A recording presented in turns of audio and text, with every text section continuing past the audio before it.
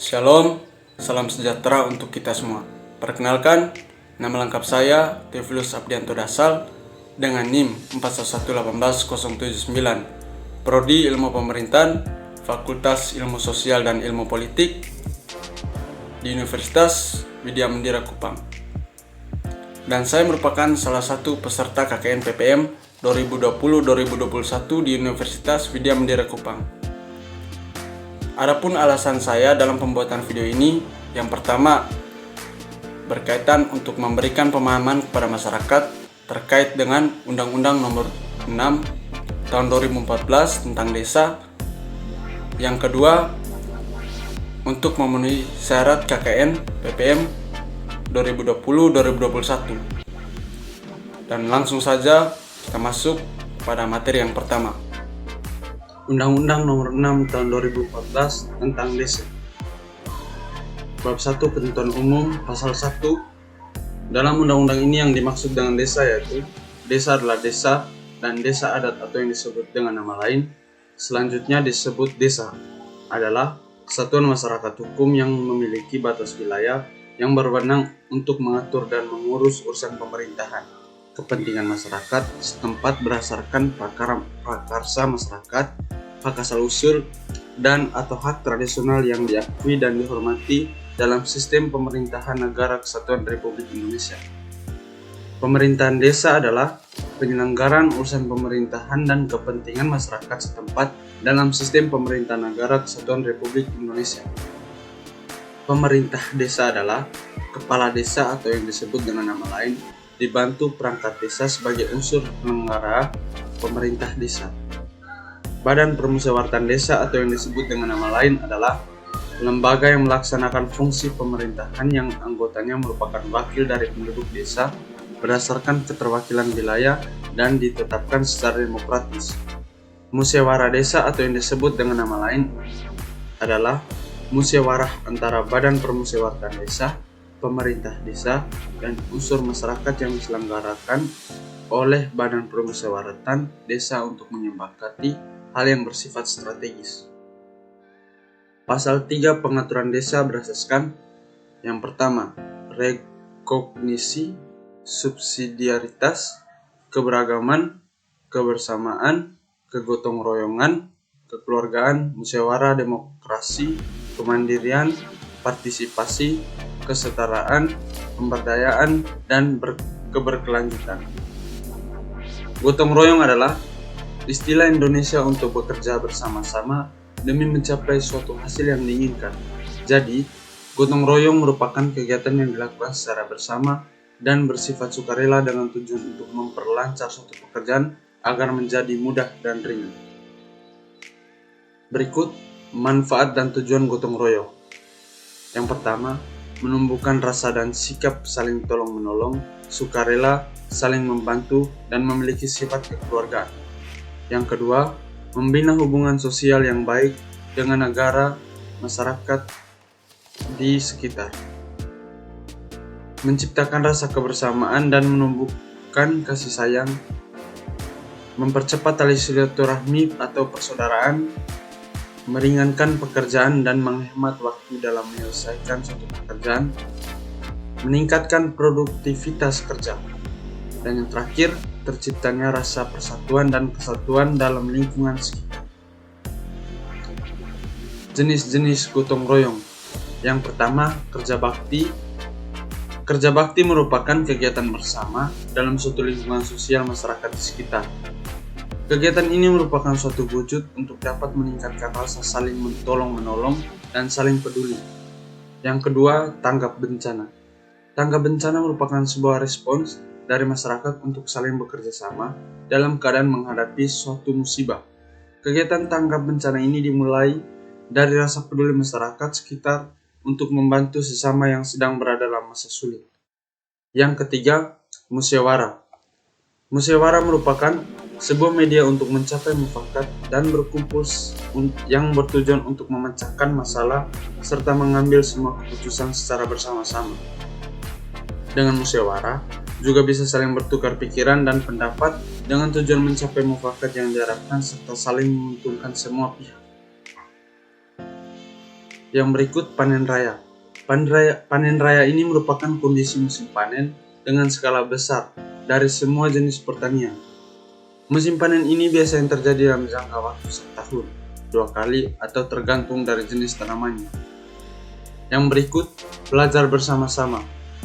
Belajar bersama juga termasuk jenis gotong royong, di mana para pelajar dan mahasiswa berusaha memecahkan suatu materi yang sulit secara bersama-sama hingga selesai dan bisa mengaplikasikan ilmu sebaik mungkin. Nilai-nilai gotong royong.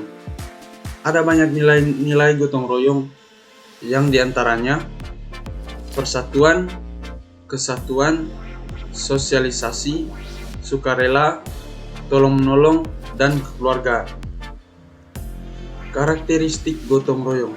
Yang pertama, yang memiliki sifat sukarela tidak mengharapkan memperoleh imbalan apapun.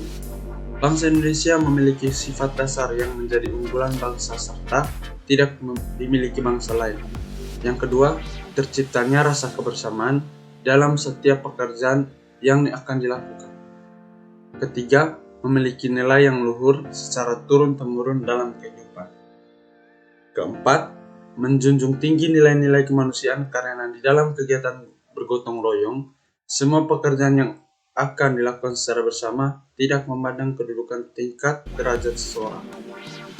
Kelima, memiliki makna saling membantu guna mencapai kebahagiaan serta kerukunan dalam menjalani kehidupan bermasyarakat. Keenam, kegiatan yang dilakukan secara bersama-sama. Contoh gotong royong. Beberapa contoh gotong royong yang dapat dilakukan yaitu dalam lingkungan sekolah, membersihkan kelas bersama-sama, mengerjakan kegiatan kerja bakti seperti membersihkan halaman sekolah bersama-sama, mengerjakan tugas kelompok bersama-sama secara adil. Dalam lingkungan masyarakat, gotong royong dalam lembaga, dalam membangun masjid, gotong royong mengerjakan kegiatan pertanian seperti bertanam dan memanen hasil pertanian.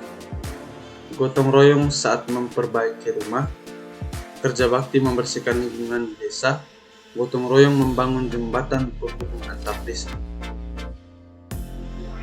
Ada beberapa bentuk partisipasi yang dapat diberikan masyarakat dalam suatu program pembangunan, yaitu partisipasi uang, partisipasi harta benda, partisipasi tenaga, partisipasi keterampilan, partisipasi buah pikiran, partisipasi sosial, partisipasi dalam proses pengambilan keputusan, dan partisipasi representatif. Kesukarelaan partisipasi masyarakat.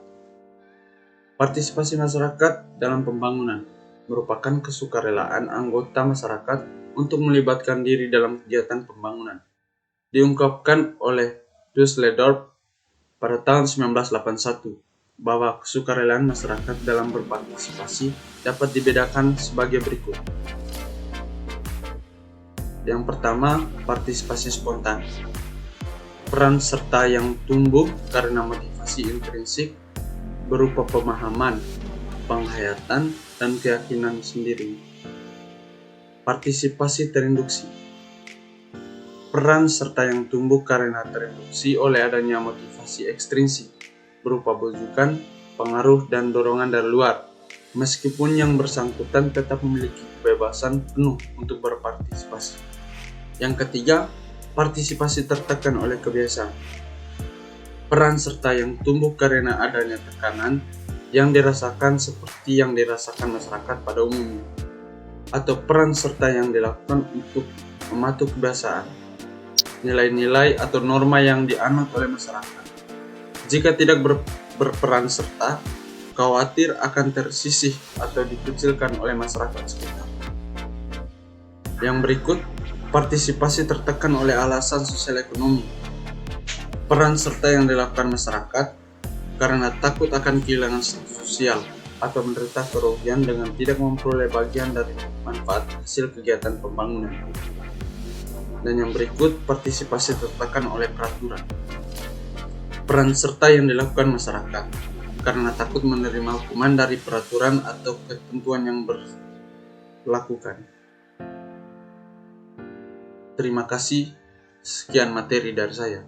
Undang-Undang Nomor 6 Tahun 2014 tentang Desa. Bab 1 Ketentuan Umum Pasal 1. Dalam undang-undang ini yang dimaksud dengan desa yaitu desa adalah desa dan desa adat atau yang disebut dengan nama lain selanjutnya disebut desa adalah satuan masyarakat hukum yang memiliki batas wilayah yang berwenang untuk mengatur dan mengurus urusan pemerintahan, kepentingan masyarakat setempat berdasarkan prakarsa masyarakat, hak asal-usul, dan atau hak tradisional yang diakui dan dihormati dalam sistem pemerintahan Negara Kesatuan Republik Indonesia. Pemerintahan desa adalah penyelenggaraan urusan pemerintahan dan kepentingan masyarakat setempat dalam sistem pemerintahan Negara Kesatuan Republik Indonesia. Pemerintah desa adalah kepala desa atau yang disebut dengan nama lain dibantu perangkat desa sebagai unsur penyelenggara pemerintah desa. Badan Permusyawaratan Desa atau yang disebut dengan nama lain adalah lembaga yang melaksanakan fungsi pemerintahan yang anggotanya merupakan wakil dari penduduk desa berdasarkan keterwakilan wilayah dan ditetapkan secara demokratis. Musyawarah desa atau yang disebut dengan nama lain adalah musyawarah antara Badan Permusyawaratan Desa, pemerintah desa, dan unsur masyarakat yang diselenggarakan oleh Badan Permusyawaratan Desa untuk menyepakati hal yang bersifat strategis. Pasal 3 Pengaturan Desa berasaskan yang pertama, rekognisi, subsidiaritas, keberagaman, kebersamaan, kegotong royongan, kekeluargaan, musyawarah, demokrasi, kemandirian, partisipasi, kesetaraan, pemberdayaan, dan keberkelanjutan. Gotong royong adalah istilah Indonesia untuk bekerja bersama-sama demi mencapai suatu hasil yang diinginkan. Jadi, gotong royong merupakan kegiatan yang dilakukan secara bersama dan bersifat sukarela dengan tujuan untuk memperlancar suatu pekerjaan agar menjadi mudah dan ringan. Berikut manfaat dan tujuan gotong royong. Yang pertama, menumbuhkan rasa dan sikap saling tolong-menolong, sukarela, saling membantu, dan memiliki sifat kekeluargaan. Yang kedua, membina hubungan sosial yang baik dengan negara, masyarakat di sekitar. Menciptakan rasa kebersamaan dan menumbuhkan kasih sayang. Mempercepat tali silaturahmi atau persaudaraan. Meringankan pekerjaan dan menghemat waktu dalam menyelesaikan suatu pekerjaan. Meningkatkan produktivitas kerja. Dan yang terakhir, terciptanya rasa persatuan dan kesatuan dalam lingkungan sekitar. Jenis-jenis gotong royong. Yang pertama, kerja bakti.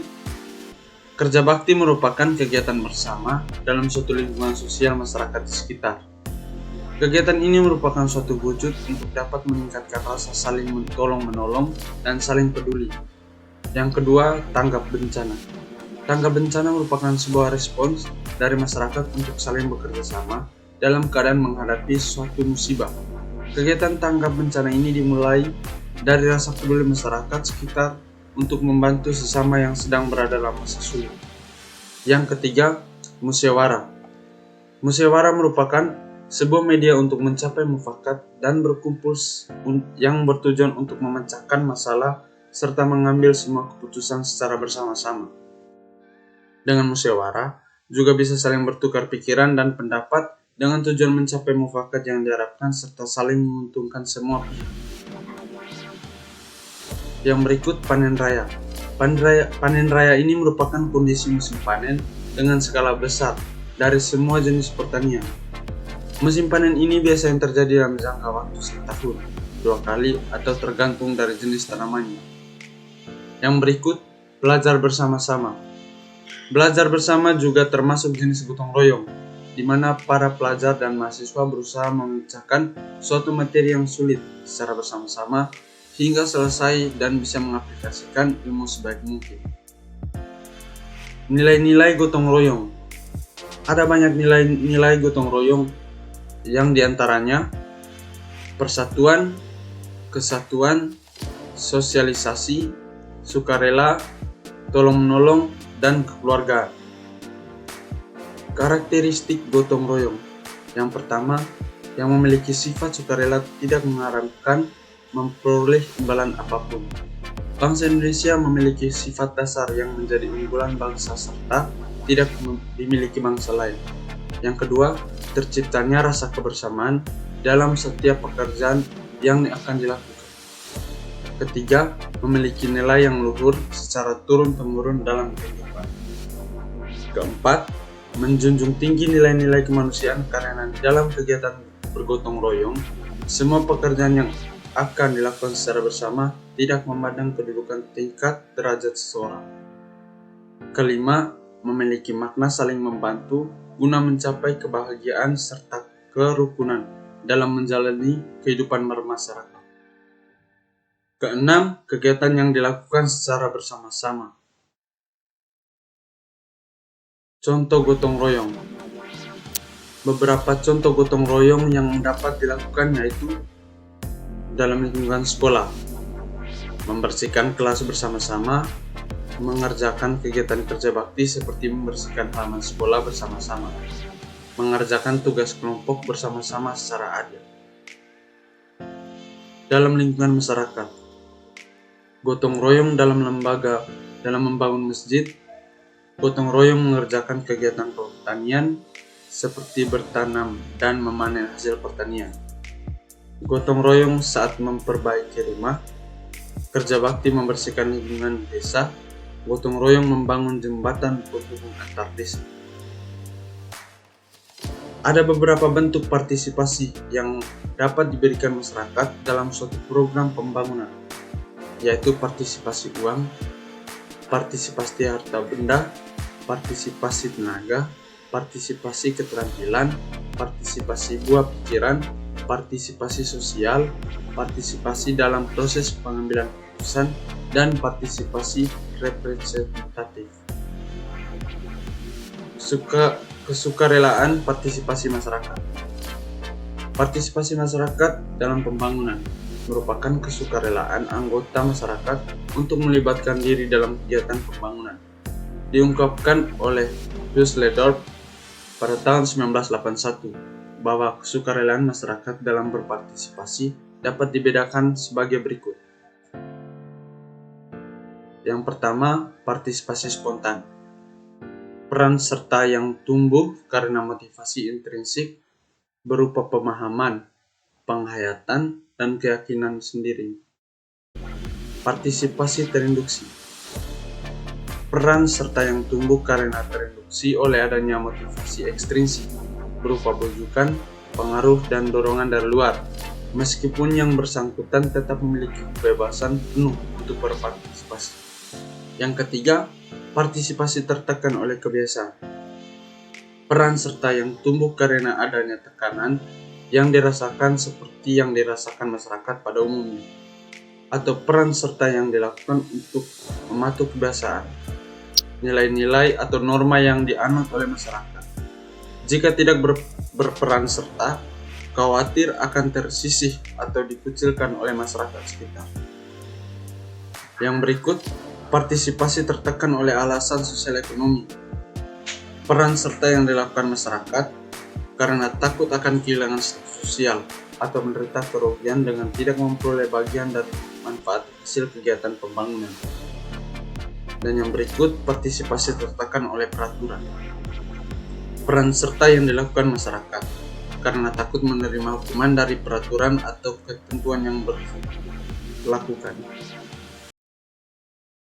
Terima kasih. Sekian materi.